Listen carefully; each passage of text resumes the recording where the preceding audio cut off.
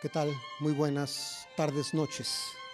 Les damos la bienvenida muy cordial a esta transmisión a través de Canal 21 de un evento, digamos de concierto, pero además de concierto es un evento porque implica muchas cosas más allá de hacer música. Estamos en el Teatro de la Ciudad, que por cierto lleva el nombre de esta dama que me acompaña doblemente aquí en el busto y en la pintura, Esperanza Iris, una persona, una mujer que tuvo un papel absolutamente destacado en la historia del teatro de las artes escénicas en México.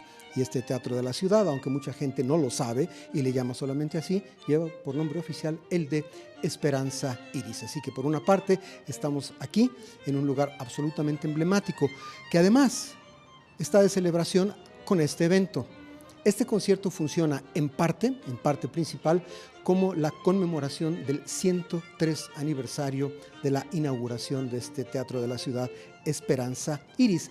Hace 103 años se inauguró este edificio, que además es un edificio bellísimo. Más allá de su historia, además, tiene una arquitectura, tiene una decoración, tiene una distribución que realmente son muy interesantes de percibir. Tiene, entre otras cosas, en esta historia, el dato que muy poca gente sabe, que para esa inauguración, hace 103 años, se puso en escena en las tablas de este teatro una opereta titulada La Duquesa del Valtabarín, que en ese ámbito de esta mezcla de opereta con toquecitos de zarzuela y ópera seria y ópera ligera es bastante famosa, no necesariamente porque haya sido la obra que inauguró el Teatro de la Ciudad de Esperanza Iris, sino porque es una obra relativamente destacada en ese género. Eso es por un lado, el 103 aniversario de este teatro. Pero por otro lado, ¿quién protagoniza? Diría yo, la Orquesta Filarmónica de la Ciudad de México. Sí, pero no toda la orquesta. Ustedes saben que estamos en situaciones sociales, artísticas, culturales, muy peculiares, ¿sí? Pero hoy lo que vamos a tener aquí es a un grupo destacado de miembros de la Orquesta Filarmónica de la Ciudad de México, que son fundamentalmente intérpretes de los instrumentos de cuerda. Quizá tendría yo que explicar por qué cuerdas sin otros instrumentos, pero es un poco más complicado.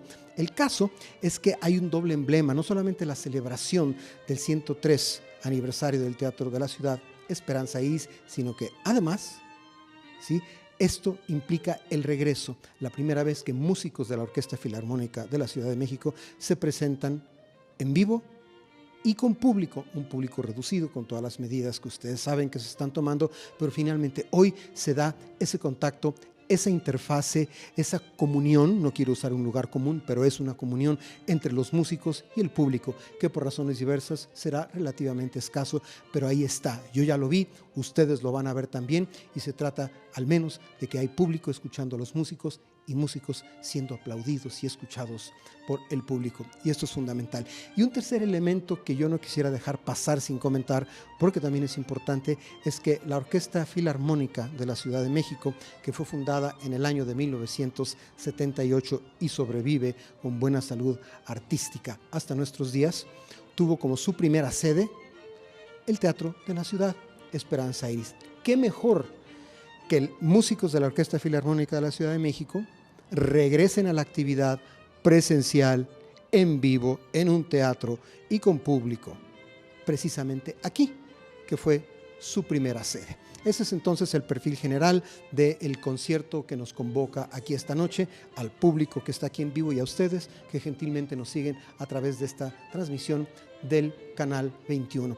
Mencionaba yo que hoy se presentan instrumentistas de cuerda, los solistas importantes de la Orquesta Filarmónica de la Ciudad de México, para un programa muy peculiar que podría titularse, si le buscáramos un título que no lo necesita, Dúos y Quinteto, porque lo que se va a interpretar aquí es una serie de obras de distintas épocas, de distintos perfiles nacionales, de distintos estilos, que están todas formadas por distintas combinaciones de instrumentos de cuerda.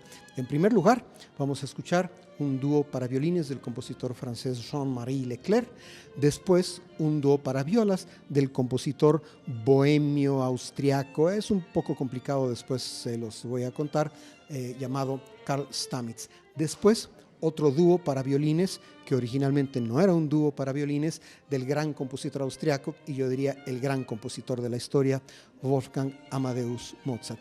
Para concluir, después de lo que supongo que será un intermedio relativamente breve, con un quinteto de cuerdas, un quinteto formado por la dotación usual de un cuarteto de cuerdas, que es 2 violines, una viola y un violonchelo, complementadas por un contrabajo. Y este quinteto es de Antonín Dvorak. Si les parece, vamos a hacer una pequeña pausa y regreso yo con ustedes y ustedes conmigo y les platico un poco más de la música de esta tarde.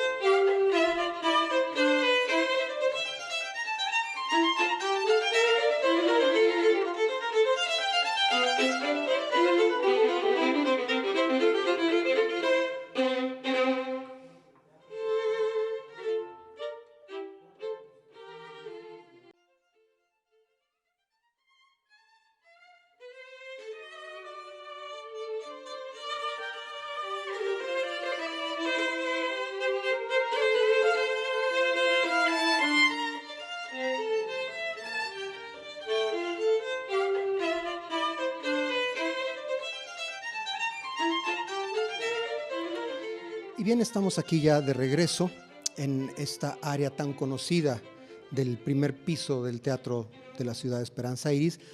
Aquí se hacen prácticamente todas las conducciones de televisión que se hacen por docenas cuando el teatro está vivo y activo. Ojalá esto sea muy pronto, así que todo el mundo lo conoce. Una cosa importante de mencionar aquí es que tenemos 4 obras de 4 compositores y en el caso de 3 de ellos, y esto me parece una coincidencia porque estoy seguro que no lo planearon así, los músicos que propusieron sus obras, hay conexiones familiares, es decir, estamos hablando de familias de músicos y no solamente el parentesco y la consanguinidad, sino que todo esto tiene que ver también con herencias musicales y con vasos comunicantes de música. Antes de pasar a la primera música, me da un poco de tiempo para hablarles de la primera obra que vamos a escuchar, que es una sonata para 2 violines del compositor barroco francés Jean-Marie Leclerc. Primer dato musical es que Jean-Marie Leclerc formó parte de una importante familia de músicos. Se tiene noticia de al menos 7, 8 músicos de apellido de Leclerc. Y hay una cosa muy curiosa, realmente muy curiosa. A él se le conoce como Jean-Marie Leclerc el Grande porque a sus padres les dio por bautizar a un hermano suyo también como Jean-Marie. Esto es algo que yo jamás en la vida había escuchado, ni en los músicos, ni en la vida real, ni en mi familia cercana. Entonces, al hermano menor se le conoce como Jean-Marie Leclerc el Menor. Ahí sí fue muy menor, porque casi nadie se acuerda de él por la importancia enorme que tuvo Jean-Marie Leclerc el Mayor. Este Jean-Marie Leclerc fue además de compositor violinista y se le considera con toda propiedad como el fundador absoluto de lo que conocemos como la Escuela Francesa del Violín. Estudió sus primeras páginas musicales, por decirlo así, en su país natal y después se mudó a Italia, a Turín. Y aquí hay un dato también muy interesante. Jean-Marie Leclerc no solamente se fue a Turín a estudiar música, sino se fue también a estudiar danza. Recuerden ustedes que en la época barroca la música y la danza eran prácticamente inseparables, ¿sí? Entonces venía muy bien que los músicos supieran coreografía y supieran danza, y venía muy bien que los bailarines y los coreógrafos supieran de música. Así que Jean-Marie Leclerc el Grande se fue a Turín, estudió música, estudió danza y ¿qué creen? Terminó por casarse con una bailarina, cosa que es perfectamente lógico en todo este asunto de la parte personal de su historia. Ahora bien, muy poco tiempo después, Jean-Marie Leclerc enviudó de la bailarina y después de hacer algunos movimientos geográficos en Europa, regresó a París. ¿Qué fueron estos movimientos geográficos? Les llamo así coloquialmente giras. El tipo era un violinista virtuoso, se le conocía como un gran violinista y se dedicó, como todo virtuoso de su tiempo y de cualquier tiempo, a ir de ciudad en Europa, tocando el violín. Regresó a París y entre los varios puestos que tuvo, ¿sí?, fue colaborador en el área musical de la corte de Luis XV. ¿Sí? Estamos ya prácticamente listos para la música y les invito a que escuchemos enseguida esta sonata para dos violines de Jean-Marie Leclerc en interpretación de Fernando Velázquez y Bogdan Bujijevski en los violines. Ellos son dos miembros ilustres de la sección de cuerdas de la Orquesta Filarmónica de la Ciudad de México. Por cierto, Jean-Marie Leclerc trabajó no solamente para el rey Luis XV, sino también fue empleado musical de la princesa de Orange. Y aquí hay un dato muy curioso generacional, porque esta princesa de Orange, recuerden ustedes que muchos nobles de la época solían tener habilidades musicales, era una clavecinista bastante competente y como tal había sido alumna ni más ni menos que de uno de los grandes clavecinistas compositores de su tiempo. Me refiero a Georg Friedrich Händel, ¿sí? Entonces tenemos ahí que Leclerc trabaja para Luis XV y tiene que dejar la corte de Luis XV a pesar de que su contrato todavía estaba vigente por una razón que todos conocemos muy bien. Ahí en la corte de Luis XV se armó una grilla realmente espectacular entre los que manejaban la música, porque había un jefe y algún subjefe y el encargado de la orquesta y luego el que pagaba a los músicos y luego el que decidía las obras y el que programaba los conciertos. Es decir, era una organización musical como de todas las cortes de esa época muy complicada. Y Jean-Marie Leclerc, que sabía perfectamente cuál era su posición ahí y cuál era su calidad como compositor y también como organizador en la corte de Luis XV, tenía sus propias ideas. ¿Quién debía tocar? ¿Qué repertorio se debía tocar? ¿Qué se debía pagar a los músicos? ¿Cómo se debía difundir el hecho de que había estos conciertos patrocinados y realizados por y en la corte de Luis XV? Y el caso es que la grilla se volvió de tal nivel que el señor Jean-Marie Leclerc, fundador de la Escuela Francesa de Violín, tuvo que renunciar. Y fue entonces cuando fue a trabajar a la corte de la princesa de Orange, esta noble dama clavecinista que, como ya dije, había sido alumna de Georg Friedrich Händel. Un dato interesante respecto a Jean-Marie Leclerc, cuya sonata para dos violines vamos a escuchar enseguida, es que, como algunos de sus compositores, apropió en su música los estilos musicales prácticamente de todos los países de Europa. Vamos a escuchar entonces la música de Jean-Marie Leclerc en esta sonata para dos violines. Fernando Velázquez y Bogdan Bujijevski son los intérpretes. Por cierto, la sonata pertenece al Opus 3 de Jean-Marie Leclerc, que consta de 6 obras como la que vamos a escuchar en este momento. Que ustedes disfruten el inicio de este concierto.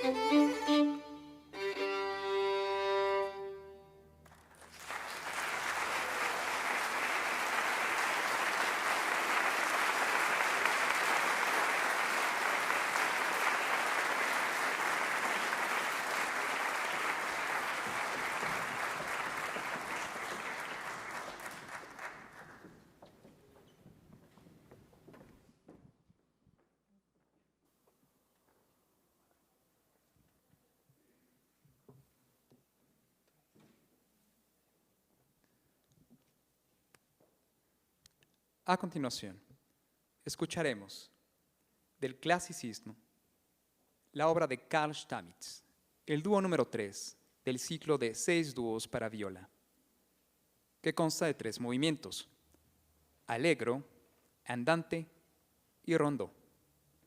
Interpretan las maestras Felisa Hernández Salmerón y Milana Soboleva, violas.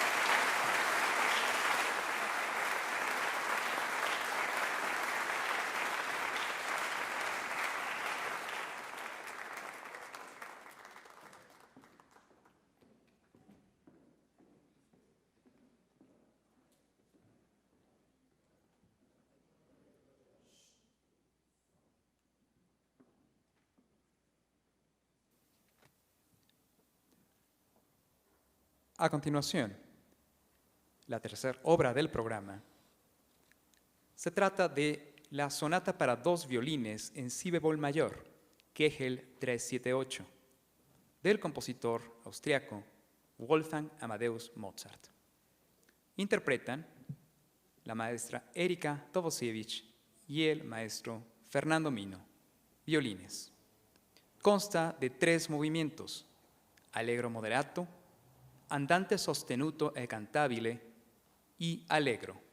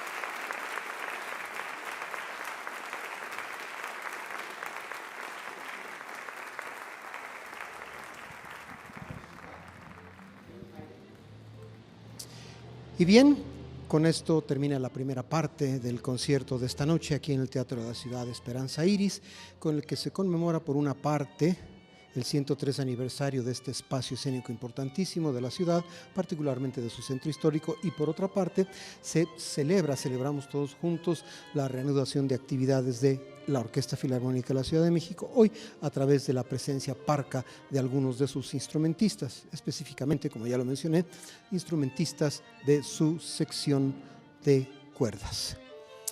Voy a comentar durante este intermedio, antes de dar lugar a la obra grande que cierra nuestro programa de hoy, un par de cosas que me quedaron pendientes de la primera obra, cuando estaba yo hablándoles de Jean-Marie Leclerc, y después les diré algunas cosas sobre las otras dos obras que escuchamos y sobre sus respectivos compositores.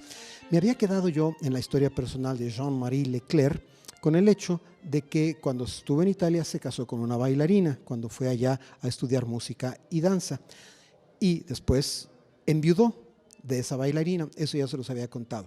Regresó a París, tuvo todo este periplo que ya les conté, trabajando para la corte de Luis XV, después para la princesa de Orange. Por cierto, después trabajó para el duque de Gramont, a cuyo servicio permaneció hasta su muerte, ¿sí? Se volvió a casar Jean-Marie Leclerc y en esta ocasión su segunda esposa ya no era una bailarina, sino era una grabadora. Me refiero, era una mujer que sabía del arte del grabado, de la imprenta, de la edición, y gracias a su matrimonio con esta grabadora, Jean-Marie Leclerc tuvo quien le editara sus obras. De hecho, la mayor parte de las obras de Jean-Marie Leclerc fueron editadas precisamente gracias a los buenos oficios de grabadora de su esposa. Ahora bien, mencioné también que Jean-Marie Leclerc, además de compositor y violinista virtuoso, había sido no diré empresario, pero había sido un muy buen administrador de sus recursos y sus ingresos, de manera que una vez regresado a París, una vez instalado en París, una vez vuelto a casar, tuvo suficiente dinero para comprarse una casa en París. Por razones que nadie se ha podido explicar hasta la fecha, Jean-Marie Leclerc compró su casa en uno de los barrios más peligrosos de París. Allá él, y vaya que le costó, porque una mañana Jean-Marie Leclerc, el gran violinista virtuoso francés, iniciador de la Escuela Francesa del Violín, amaneció muerto en la calle a unos pasos de su casa, muerto a puñaladas, ¿sí? Y resulta que hay sospechosos varios, dicen que lo mataron para robarle, es poco probable. Las investigaciones de la época dicen que o lo mandó matar su exmujer, porque ¿qué creen? Se había divorciado de la grabadora y había intereses económicos con las propiedades de Leclerc, y otras investigaciones dicen que probablemente el culpable, ya sea autor material o intelectual, como se dice por ahí, fue un sobrino suyo, que también habría podido mandarlo matar para quedarse con su dinero. El caso es que esto redondea un poco el perfil bastante trágico de la historia del gran violinista y compositor del barroco francés Jean-Marie Leclerc. Les recuerdo, Jean-Marie Leclerc el mayor, porque tenía un hermano llamado igual, Jean-Marie Leclerc el menor. Por cierto, la sonata para dos violines de Jean-Marie Leclerc que escucharon ustedes fue interpretada por Fernando Velázquez en el primer violín y por Bogdan Bujijevski en el segundo. Después, en la segunda parte del programa, escuchamos un dúo para dos violas del compositor Carl Stamitz, ¿sí? Aquí hay algo interesante. Mencioné al principio del programa que había conexiones familiares. Ya mencioné que Jean-Marie Leclerc tuvo hermanos músicos, uno que se llamaba igual. En el caso de los Stamitz, era una familia bastante numerosa y de muchos músicos, de los cuales recordamos básicamente a tres. El padre, Johann Stamitz, y sus dos hijos, Carl Stamitz, cuya música escuchamos, y Anton Stamitz. Eran bohemios de origen de la región de Bohemia, de lo que con el paso del tiempo fue Checoslovaquia y de lo que hoy es la República Checa. Y hay una cosa interesante en la relación de los Stamitz bohemios con el mundo alemán. Resulta que en aquel tiempo se veía a los checos, a los bohemios, a los moravos, a los húngaros, a todos ellos, como ciudadanos de segunda que pertenecían a las fronteras lejanas y folclóricas y exóticas del Imperio Austrohúngaro. Entonces, muchos compositores, sobre todo compositores, aunque también gente de otras áreas de la vida, se cambiaban los apellidos para hacerlos parecer más alemanes. En realidad, los Stamitz se apellidaban originalmente Stamik, con C al final, y ellos le cambiaron por una forma un poco más alemana de Stamitz, y la confusión es que con el paso del tiempo se les llegó a conocer incluso con un tercer apellido, Steinmetz. Y el caso es que, habiendo sido 3 compositores con el mismo apellido, porque los hijos también fueron compositores, los hijos de Johann, habiéndose cambiado una vez el apellido y habiéndose cambiado otra vez el apellido, resulta que hasta hoy en día, los musicólogos tienen problemas por saber esta partitura, cuál de los Stamitz la compuso. Hay muchas de las que sí hay certeza, pero hay otras de las que no hay certeza. Y esto sigue siendo hasta la fecha una especie de rompecabezas musicológico, donde, insisto, los musicólogos están todavía tratando de investigar cuál de los Stamitz compuso tal o cual obra, ¿sí? El caso es que lo que escuchamos esta vez fue un dúo para 2 violas, porque resulta que el autor, Carl Stamitz, sí tocaba el violín, pero también era un muy buen violista y además tocaba ese instrumento peculiar que era la viola d'amore. Y hoy en día, a pesar de los demás instrumentos que tocaba, a Stamitz se le aprecia particularmente por el repertorio que dejó escrito para la viola, que aparentemente era el instrumento que mejor dominaba. De hecho, la música para viola de Stamitz, sobre todo un concierto en particular, es como pan y mantequilla cotidiana de todo violista contemporáneo. Ustedes le preguntan a un violista, oye, ¿qué conciertos has preparado? ¿Con qué conciertos estudiaste? Etcétera. Y tarde o temprano todos ellos van a mencionar, pues el concierto para viola de Carl Stamitz. Y antes de enviarlos a ustedes a una pausa dentro de unos instantes, quisiera mencionar que todos los Stamitz, los 3, el padre Johann, los hijos Carl y Anton, tuvieron una influencia decisiva en esa importantísima institución musical de su tiempo, que fue la Escuela de Mannheim. No era una escuela, un edificio donde se daban clases, sino un grupo de compositores que generó, desarrolló y promovió todo un estilo nuevo, novedoso, audaz de ver la música. Y además de la Escuela de Mannheim, los miembros de la familia Stamitz estuvieron involucrados con la Orquesta de Mannheim, que fue importantísima también en este desarrollo de la música en su tiempo, pero además, sin ir más lejos, cualquier investigación musicológica les podrá decir que en su tiempo la Orquesta de Mannheim era la mejor orquesta de toda Europa, cosa que no es poco decir, ¿sí? Finalmente, les quiero recordar que lo que escuchamos de Johann Stamitz, que fue este dueto para violas, fue interpretado por Felisa Hernández Salmerón y Milana Soboleva en las violas, ¿sí? ¿Qué contribuciones hizo la Escuela de Mannheim a la música de su tiempo? Básicamente, entre otras cosas, los compositores asociados con el círculo que conocemos como la Escuela de Mannheim, por decirlo así, inventaron la sinfonía. El nombre existía, obras parecidas a sinfonías existían desde antes, pero fueron los compositores asociados con la Escuela de Mannheim y la generación que siguió los que le dieron a la sinfonía, ¿sí? Le dieron sus características importantes en su tiempo. Le dieron forma, le dieron estructura, le dieron una serie de condiciones armónicas y de desarrollo de melodías y de contrapunto y una serie de cosas. Y claro, en la generación siguiente retomó esas enseñanzas de los compositores de la Escuela de Mannheim y la llevó a planos superiores, en los cuales la sinfonía quedó de la manera que debería quedar durante todo el periodo clásico. Concluyo diciendo que fueron tan importantes los compositores de la Escuela de Mannheim que llegaron a influir en compositores tan diversos como, por ejemplo, Luigi Boccherini, por un lado, y del otro lado, a distancia, también en Wolfgang Amadeus Mozart y Franz Joseph Haydn. Hasta aquí entonces estos datos extras sobre Jean-Marie Leclerc y sobre Carl Stamitz, su familia y su entorno. Los convoco a que hagamos una pausa y en unos instantes regresamos aquí al vestíbulo del primer piso del Teatro de la Ciudad Esperanza Iris.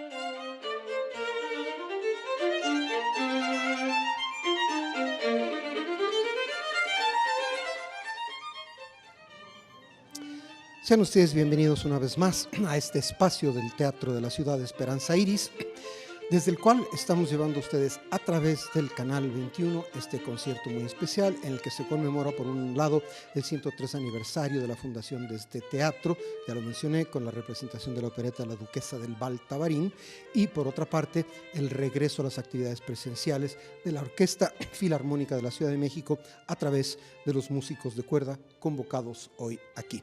Voy a mencionar solo de manera breve que la obra de Mozart que escucharon ustedes en dos violines en realidad es una sonata original para violín y piano, pero que fue transcrita para esta peculiar combinación de dos violines por un músico y un transcriptor de apellido Schulz. Hay que recordar que Mozart fue sobre todo un enorme pianista, pero que también fue un violinista muy competente, y hay toda una historia truculenta sobre que si no le gustaba el violín, que lo estudió a la fuerza porque su padre, Leopold Mozart, era no solamente un gran violinista, sino un gran maestro de violín. De hecho, hasta la fecha se sigue utilizando el método de violín de Leopold Mozart en algunas escuelas. Esto habla de su trascendencia. El caso es que parece que un día Mozart se hartó del violín, dejó de tocar el violín, lo colgó de un clavo y dijo, nunca más el violín.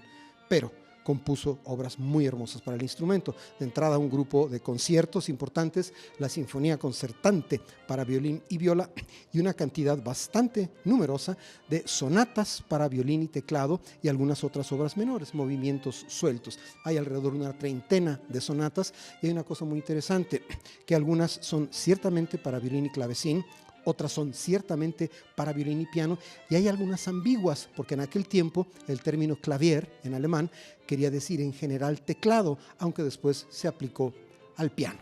¿Sí? Les recuerdo que esta obra de Mozart fue interpretada hace apenas unos minutos por dos espléndidos violinistas de la Orquesta Filarmónica de la Ciudad de México, Erika Dobozhevich y Fernando Mino.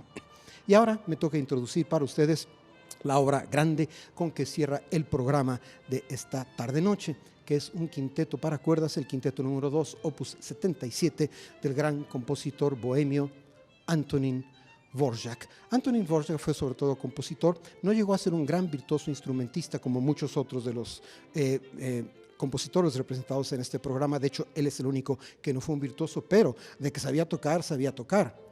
Aprendió el violín, aprendió la viola, aprendió el piano, aprendió a tocar el armonio, y lo más importante, y poca gente lo sabe, Dvořák fue sobre todo organista, hizo importantes estudios de órgano y tuvo una práctica interesante de órgano, tocando en algunas instituciones civiles, pero también en algunas iglesias, como es la usanza de prácticamente todos los organistas en funciones, ¿sí? Y otra cosa que muy poca gente sabe es que el otro oficio de Antonín Dvořák fue el de carnicero.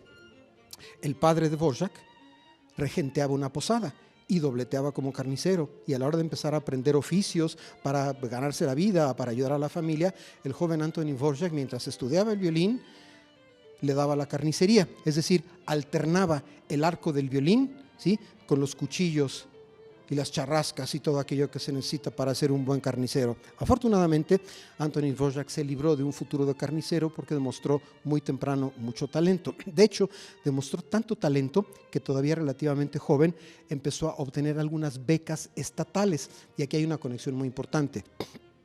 Una de las becas más importantes que Dvořák obtuvo fue gracias a un jurado en el que estaban involucrados tres personajes fundamentales de la historia musical de esa parte de Europa en su tiempo. Ya no me refiero a Bohemia, sino a la parte que gira alrededor de Viena, porque como todos los compositores de su tiempo, Dvořák gravitó hacia Viena. Eran Johann Herbeck, un grandísimo director de orquesta, importante en su tiempo, Eduard Hanslick, el más notable crítico musical de su tiempo, y ni más ni menos que el compositor más notable de ese entorno, que era Johannes Brahms.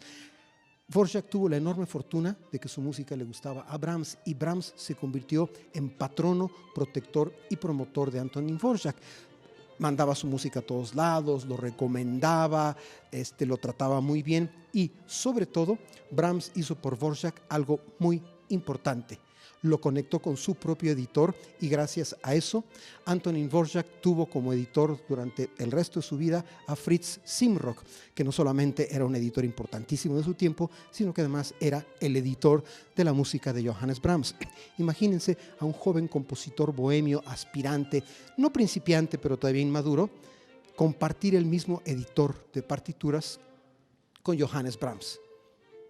Y no solamente eso, la conexión no termina ahí. Si ustedes escuchan con mucha atención la música, sobre todo la música sinfónica, es donde más creo que está el parecido. Si ustedes escuchan con cuidado la música sinfónica de Antonín Dvorak, podrán notar que se parece bastante a la música de Brahms, pero es más luminosa. Vamos a concluir el concierto de esta tarde-noche aquí en el Teatro de la Ciudad, escuchando el quinteto para cuerdas número 2, que es el Opus 77 de Antonín Dvorak, con los músicos de la Orquesta Filarmónica de la Ciudad de México, que en este momento están ya en el escenario de este Teatro de la Ciudad. Y vamos a concluir entonces este concierto con esta obra camerística importante de Antonín Dvorak.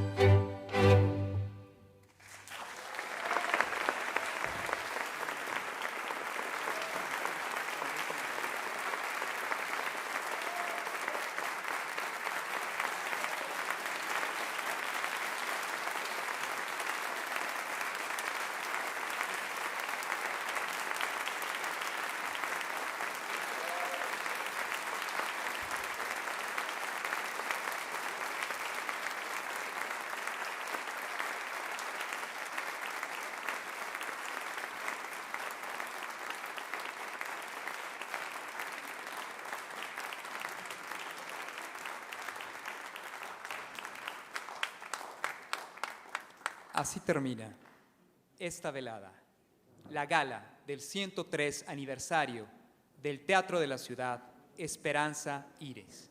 Gracias por estar con nosotros. Felicidades, Teatro de la Ciudad Esperanza Iris. Felicidades, Orquesta Filarmónica de la Ciudad de México, por regresar a los escenarios.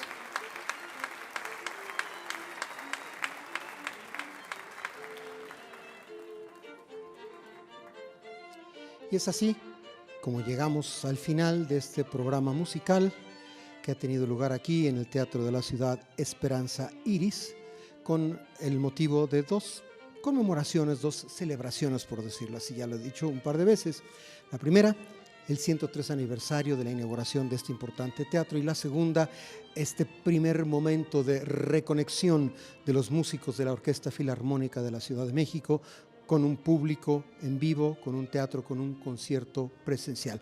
Antes de despedir formalmente, quisiera dar un par de datos al respecto de la obra que cerró el programa, que fue el Quinteto de Cuerdas número 2, opus 77 de Antonín Dvorak. Primer dato interesante, si usted revisa el catálogo de Antonín Dvorak, descubrirá que la obra que lleva el número de opus 1 es también un quinteto de cuerdas. Ojo, esto no quiere decir que sea la primera obra que Dvorak compuso, sino es la primera obra que Dvorak consideró digna de numerar como la primera en su catálogo oficial. Lo interesante es que aquel quinteto tempranísimo del catálogo de Dvorak era un quinteto para 2 violines, 2 violas y un violonchelo. Este, que es el quinteto opus 77, mucho más tardío, es un quinteto, como lo habrán podido ver, para 2 violines, una viola, un violonchelo y un contrabajo. Esto quiere decir que la sonoridad en el registro grave es mucho más rica en este quinteto que en el quinteto original. Además, para quienes conocen un poco la música de Dvorak y su trayectoria, habrán podido detectar en este quinteto, como en el 99% de sus obras, las pinceladas de la música folclórica tradicional popular de su región natal, de Bohemia. Ese fue el gran mérito de Dvorak, haber incluido la música vernácula del lugar donde nació y creció en estructuras total y absolutamente clásicas y formales. Y ahí, insisto, el mérito fundamental de Antonín Dvorak. Con estos datos doy por concluida mi participación en la transmisión de esta noche y quiero recordar a ustedes un par de cosas interesantes. Básicamente se debe a los agradecimientos. Por una parte, de parte de todos nosotros, el agradecimiento de los músicos de la Orquesta Filarmónica de la Ciudad de México que esta tarde-noche tocaron para ustedes. Y en segundo lugar, el agradecimiento para todos ustedes de parte de todo el equipo técnico y de producción de Canal 21, que es la señal a través de la que han estado ustedes mirando y escuchando esta transmisión. Gracias mil, espero que este primer contacto de los músicos de la Filarmónica de la Ciudad de México con un público en vivo en un escenario sea el inicio de un regreso paulatino a lo que todos queremos, que es mucha música con la orquesta completa en vivo para su público. Gracias a todos y muy buenas noches.